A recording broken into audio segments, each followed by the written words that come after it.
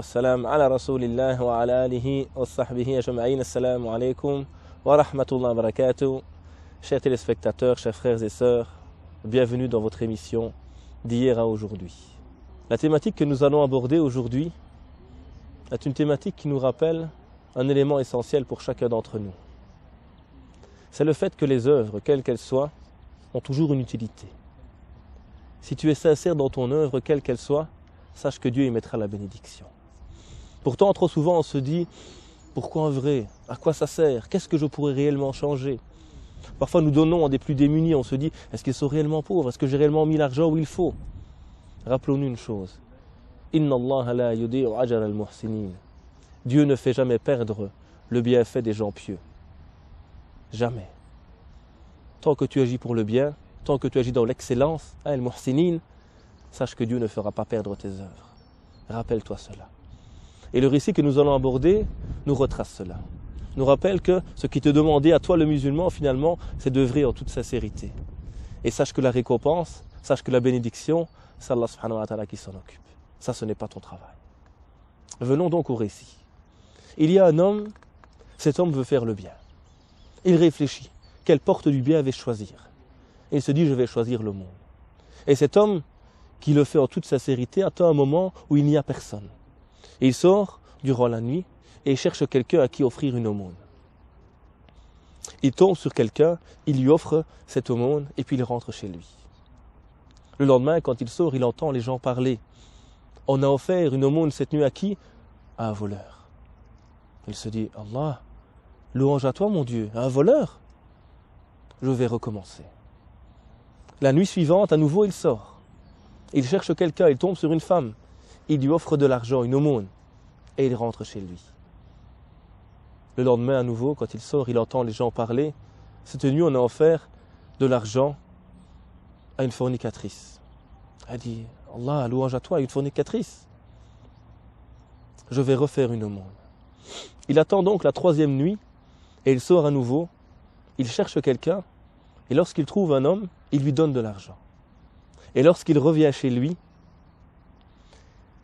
le lendemain, en sortant, il entend les gens à nouveau dire « On a offert de l'argent cette nuit à un homme riche. » Il dit « Allah, à toi la louange, à un homme riche. » Et durant la nuit, lorsqu'il dort, on lui dit dans son rêve « Il se peut que l'argent que tu aies donné au voleur l'écarte du vol. Il se peut que l'argent que tu as donné à la fornicatrice l'écarte de la fornication. Et il se peut que l'argent que tu as donné à ce riche le fasse réfléchir et le pousse lui-même à donner de l'argent aux plus démunis. » Voilà le récit que nous allons aborder en commun. Cet homme qui veut faire le bien, qui veut donner une aumône et qui à chaque fois la met dans la main d'une personne qui n'est pas réellement apte à la recevoir, un voleur, une fornicatrice ou un riche. Mais nous allons voir, et nous avons vu d'ailleurs à la fin du récit, comment ces éléments, ou comment ces personnes, même si elles n'étaient pas celles à qui était destiné l'aumône, vont tirer profit. Vont être peut-être changées grâce à cet argent, même si à la base ils n'étaient pas destinés à ceci, ou ils n'étaient pas aptes à recevoir cet argent. Voilà le récit que nous abordons en commun. Première leçon donc que nous pouvons retirer, c'est le fait qu'Allah subhanahu wa ta'ala jamais ne fait perdre les bonnes œuvres des gens pieux. Comme on l'a vu dans le verset, Dieu ne fait pas perdre les bonnes œuvres des gens pieux, des muhsinin, des gens qui font le bien. Et on voit cet homme qui veut faire le bien, mais qui se trompe à chaque fois de personne ou qui n'apporte pas l'argent à la personne. Mais sachez que Dieu met la bénédiction dans votre œuvre, à une condition, la sincérité. La sincérité est un élément essentiel dans tout ce que l'on fait. Et il se peut qu'un simple euro que tu donnes ait un impact bien plus grand que des centaines ou des milliers d'euros donnés par un autre. Parce que l'argent que tu as donné toi, Dieu a mis la bénédiction dans celui-ci grâce à la sincérité. Alors que l'autre, il n'y avait pas cette sincérité. Certes, les actes ne valent que par leurs intentions et chacun sera récompensé selon son intention. Cet homme a voulu faire le bien et il a fait le bien. Cela nous rappelle également que toute œuvre de bien, il ne faut pas la négliger. Ne néglige rien comme œuvre de bien. Il y aura toujours dans celle-ci une bénédiction. Il y aura toujours dans celle-ci le bien. Quel que soit ce que tu donnes, quelle que soit l'action que tu as faite, si l'intention est sincère et que tu as fait le bien, sache qu'il y aura dans cela un fruit. On ne se rend pas compte parfois, nous, en tant que musulmans ici en Occident. Parfois, un simple sourire que tu as fait, un simple sourire que tu as fait à ton voisin, un simple livre que tu as offert, une simple parole, porter le sac de quelqu'un, un élément tout simple, tu pensais qu'il n'avait pas de valeur, mais il a fait réfléchir l'autre. Il a fait que l'autre s'est remis en question. Et wallahi, tous les gens que je connais qui sont venus à l'islam, ce sont toujours des choses très simples. Ce n'est pas quelqu'un qui est venu, un docteur ou un cheikh qui est venu lui parler. C'est quelqu'un par un simple geste, une main tendue, un livre offert, une parole, remettre l'autre en question, qui a fait que la personne a commencé à réfléchir. Et qu'elle a commencé à cheminer. Et par la grâce de Dieu, son cœur s'est ouvert à la foi. Ces petites actions, parfois, ont un impact immense. Il ne faut jamais oublier ça, chers frères et sœurs. Tout acte que tu fais de bien peut changer la vie de quelqu'un, même si tu ne t'en rends pas compte. On voit également dans ce récit l'importance de la sadaqa, de l'aumône. Et cette sadaqa, cette aumône, c'est réellement un élément fondamental qui va réformer la société. Le Coran nous rappelle « Khuz min amwalihim sadaqa, tutahhirhum wa tuzakkihim biha » Prends de leur argent une aumône, tu les purifies par elle et tu les élèves par elle. La zakat, ou la sadaqa, ici l'aumône, elle a cette valeur, cette qualité de pouvoir réformer les gens. Ce n'est pas que simplement de l'argent que tu sors de ta poche pour donner à quelqu'un. C'est avant tout l'avarice que tu sors de ton cœur. C'est la jalousie que tu sors du cœur de l'autre. C'est l'aide, la main tendue à ton frère qui lui permettra de comprendre que tu es là pour l'aider également et qui fera naître cette solidarité au sein de la société. Et là également, les musulmans d'Occident, on doit se réveiller. On doit être les premiers dans ce domaine, à être ceux qui donnent, à ceux qui donnent pour autrui. Et se rappeler que grâce à cette aumône que nous donnons, nous pouvons peut-être changer les cœurs, comme l'a fait cet homme dans le récit que nous venons d'aborder. Nous avons également, dans ce récit que nous avons vu, le fait que si les plus riches sont au soutien des plus démunis, ils pourront réellement changer énormément de choses. Par contre, si la société est individualiste, chacun ne pense qu'à soi, les plus démunis malheureusement, qui souvent tombent dans les problèmes à cause de quoi? À cause d'un manque matériel, un manque d'encadrement, un manque de solidarité. Si réellement les plus riches donnaient à ces plus pauvres, ou donnaient aux institutions qui s'occupent de ceux-ci, on verrait que la société serait bien meilleure, qu'il y aurait une plus grande solidarité, fraternité, unité au sein de la société, et on permettrait aux plus démunis, aux couches sociales les plus défavorisées, de s'écarter de ce mal pour se préserver. Pensez-vous qu'un homme aime voler? Pensez-vous qu'une âme aime avoir ses relations offertes à tous? Personne n'aime cela. Tout le monde aime son honneur. Malheureusement, certains n'ont pas le choix. Et donc c'est grâce également à cette aumône que certains vont donner, grâce à ce soutien que tu donnes à ton frère, que tu pourras l'aider. L'aumône, évidemment, ce n'est pas uniquement de l'argent. Tabassumuka fi waji akhika sadaqa. Le sourire que tu fais à ton frère, c'est une aumône. Wal kalimat tayyiba sadaqa. Et la bonne parole que tu dis est une aumône. Et recommander le bien, c'est une aumône. Tout acte de bien en islam, c'est une aumône. Et rappelle-le-toi aux musulmans. Rappelle-toi que chaque chose que tu peux faire de bien est une forme d'aumône. Et tu pourras changer beaucoup de choses dans la société qui est la tienne à travers ces aumônes que tu vas donner. L'aumône de ton sourire, l'aumône de ta présence, l'aumône de ta bonne action sont des éléments qui vont interpeller l'autre. Et même s'il a des préjugés sur l'islam aujourd'hui, il va se dire, mais ce musulman, pourquoi il me sourit? Pourquoi il m'aide? Quelle est la cause de ce bien qu'il transpire finalement du matin au soir? C'est l'islam. Chers frères et sœurs, restez avec nous. On se retrouve dans quelques instants. Barakallahu fikum. Ar-Rahman ar-Rahim, alhamdulillah, wa salatu wa salam ala rasulillah, wa ala alihi wa sahbihi ajma'in. Chers frères et sœurs, nous sommes de retour afin d'extraire les leçons de ce récit, du récit de cet homme qui est sorti la nuit afin de donner une aumône et qui la donne à un voleur. Ensuite, à une fornicatrice. Ensuite, à un homme riche. Et il se dit, mais finalement, ya Allah, louange à toi. Pourquoi à ces gens? Et durant la nuit, on lui dit, il se peut que l'argent que tu as donné à ce voleur l'écarte du vol. Il se peut que l'argent que tu as donné à cette fornicatrice l'écarte de la fornication. Il se peut que l'argent que tu as donné à ce riche le remette en question et fasse également que lui donne cet argent. Et donc nous sommes en train d'extraire les leçons de ce récit. Parmi les leçons que l'on peut retirer de ce récit également, c'est le fait que parfois on pense qu'une chose est mal, on la réprouve alors qu'il y a dedans un grand bien. Et il se peut que vous détestiez une chose alors qu'elle est bien pour vous. Voyez cet homme, il veut donner une aumône. Il se dit, je l'ai mal donné, je vais recommencer. À chaque fois, il est déçu. Mais en fait, dans tout cela, il y a eu un grand bien. Et ça nous rappelle à nous les musulmans beaucoup de choses. Souvent, nous sommes face à des défis. Souvent, on voit les choses d'un mauvais œil, alors qu'en réalité, il y a dedans un khayr. Certes, on critique beaucoup l'islam aujourd'hui dans les médias. On en parle de manière très négative. Mais ce discours négatif pousse aussi beaucoup de gens qui sont critiques, qui ne se contentent pas du discours de certains médias et qui vont chercher derrière cela. Et qui vont aller lire le Coran, qui vont aller s'interroger, qui vont visiter les mosquées et qui vont découvrir ce que sont réellement les musulmans. Et wallahi, ça arrive souvent. Et quand ils découvrent la réalité de l'islam, il vient à celui-ci. Donc on pense que c'est un mal pour nous, alors qu'en réalité c'est un bien pour nous. Et cela arrive très très souvent. Également, ce que l'on peut rappeler de ce récit, c'est l'importance de persévérer. Voyez cet homme. Il essaie la première fois, un voleur. Une deuxième fois, une fornicatrice. Troisième fois, un riche. Il n'arrête pas. Il continue, il persévère. Et c'est très important pour nous. Qul amantu billahi thumma istaqim. Dis j'ai foi en Dieu, ensuite persévère. Inna Allah ma'as-sabirin. Dieu est avec ceux qui sont patients.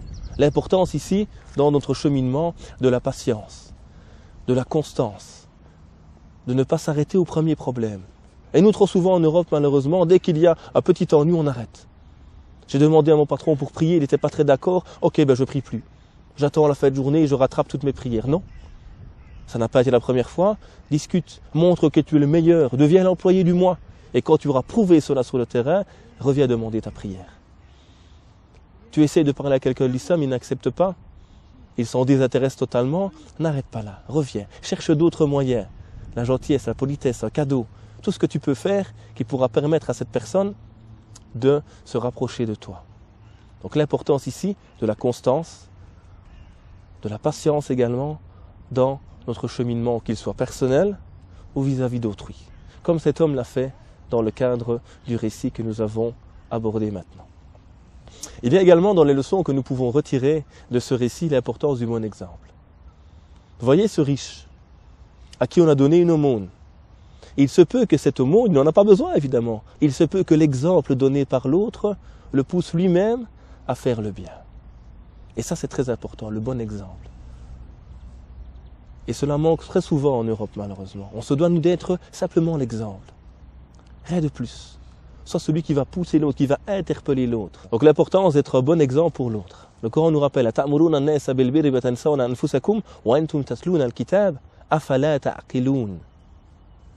Vous recommandez aux gens le bien et vous ne le faites pas vous-même, alors que vous lisez le livre. Est-ce que vous ne réfléchissez donc pas? Il y a donc cette importance essentielle d'être le modèle. Et en donnant un peu, tu peux remettre en question l'autre, le riche ici, en question. Donc c'est très important à nouveau dans tous les domaines d'être celui qui est l'exemple. Celui qui va aider l'autre à se remettre en question lui-même. Comme l'a fait ici la personne qui donnait l'aumône que nous avons citée. Parmi les leçons que nous pouvons encore extraire de ce récit, c'est le fait que dans le récit, on ne cite pas les noms de ces gens. Et l'islam est une religion qui nous demande de couvrir les défauts de nos frères, de ne pas parler sur ceux-ci.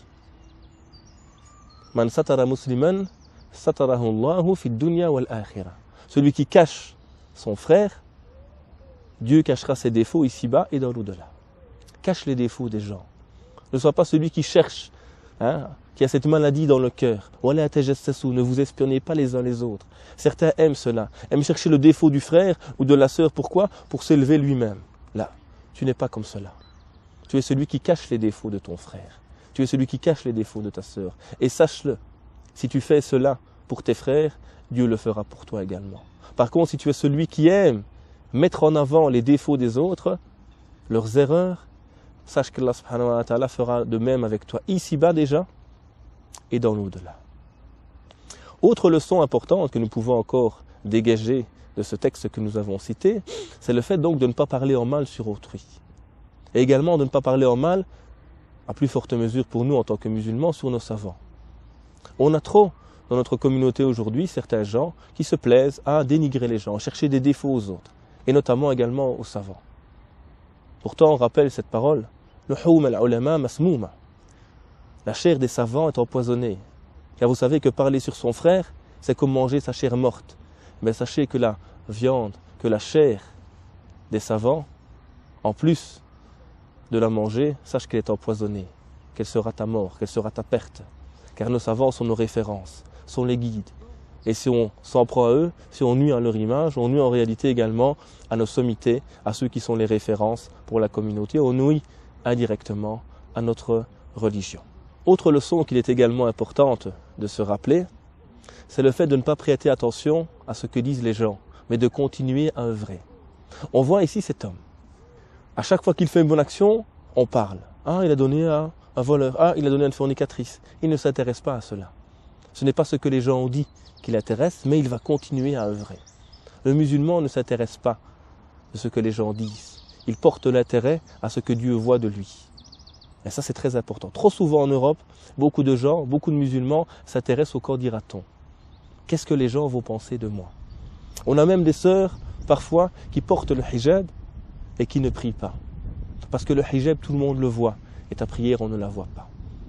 Regardez jusqu'où on est arrivé parfois. Tu délaisses le fond, l'essence, ta relation avec Dieu, et tu laisses un déguisement qui n'est que mensonge, afin de faire croire aux gens que tu es quelqu'un de droit, quelqu'un de pieux. Alors que c'est le vêtement de la piété, c'est ça qui est bien. C'est ça la réalité. Bien sûr qu'il faut que l'extérieur soit également conforme à ce que veut l'islam. Mais avant tout, c'est l'intérieur. Avant tout, c'est ta relation à Dieu à travers notamment la prière. Et donc ce hadith nous rappelle également, détache-toi du regard des gens, détache-toi de ce qu'ils disent. Continue à œuvrer et rappelle-toi que tu œuvres. Et rappelle-toi que tu œuvres uniquement pour Allah subhanahu wa ta'ala.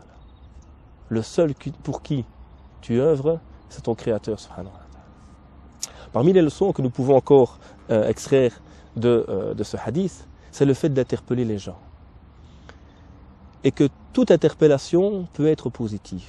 Même si toi tu te dis, je n'ai rien fait finalement, ce n'est qu'une petite chose. Cette petite chose peut interpeller l'autrui. Récemment, j'ai une sœur qui s'est convertie. Et quand elle me raconte son récit, c'est tout simple. Elle avait un oncle, cet oncle est à l'hôpital. Il est en train d'être soigné à l'hôpital et il va malheureusement mourir à ce moment. Et lorsque sa famille vient prendre ses affaires, dans celle-ci on trouve un Coran. La famille est étonnée. Et cette jeune fille va le reprendre. Elle va prendre ce Coran, elle va le lire. Et en lisant ce Coran, elle va être interpellée par celui-ci. Et elle va commencer à cheminer. Jusqu'à devenir, alhamdulillah, musulmane. Vous voyez, ce sont des choses des fois toutes simples. Peut-être que c'est quelqu'un qui a simplement offert ce Coran à cette personne. On ne sait même pas si son oncle était musulman. Et donc tout ce bien qu'on peut faire, il ne faut jamais hésiter à accomplir. On ne sait pas. Il se peut qu'un sourire, il se peut qu'une simple parole soit la cause de la guidance de quelqu'un. Voilà, chers frères et sœurs, l'ensemble des leçons que nous pouvons retirer de ce récit. Ce récit qui nous a rappelé l'importance de la bonne œuvre, quelle qu'elle soit. Et qu'Allah ne fait jamais perdre les bonnes œuvres des gens pieux, quels qu'ils soient. Nous avons vu l'importance de la sadaqa, de l'aumône. Et que la sadaqa ne se limite pas uniquement à de l'argent, mais qu'elle est également un sourire, qu'elle est également une bonne parole. Tous ces éléments de bien sont des formes d'aumône en islam. On a vu comment le musulman doit être persévérant, ne pas s'arrêter au premier obstacle. On a vu comment dans un mal, il peut y avoir un grand bien. On a vu également dans ce récit l'importance de la constance, donc dans le cheminement. On voit également dans ce récit que nous avons abordé en commun, le fait qu'une toute petite chose peut interpeller un autre. Et que si les plus riches venaient en aide aux plus pauvres, il y aurait cette solidarité sociale. Et on permettrait aux plus démunis de s'écarter malheureusement, heureusement plutôt, de certains péchés. On a vu également dans ce récit comment les hommes se soutiennent les uns les autres. Et donc tous ces éléments nous rappellent l'importance de la bonne œuvre, l'importance de la sincérité, et qu'à travers ces éléments, nous pouvons réellement changer la société qui est la nôtre et apporter du bien. Et ça, finalement, c'est le message du musulman. Sache, mon frère, ma sœur en Europe, que toute bonne œuvre que tu fais, toute sadaqa, tout sourire, toute chose que tu peux offrir à autrui est un moyen qui peut-être va l'interpeller, l'écarter du mal et le ramener vers la vérité. Nous demandons à Allah subhanahu wa ta'ala de faire de nous des gens qui offront ces aumônes, qui offront notre sourire en aumône, qui offront le bien en aumône et qui nous permettent de réformer la société qui est la nôtre et d'établir la solidarité dans celle-ci. سبحانك اللهم وبحمدك نشهد أن لا إله إلا أنت نستغفرك ونتوب إليك سبحان ربك رب العزة عما يصفون والسلام على المرسلين والحمد لله رب العالمين والسلام عليكم ورحمة الله وبركاته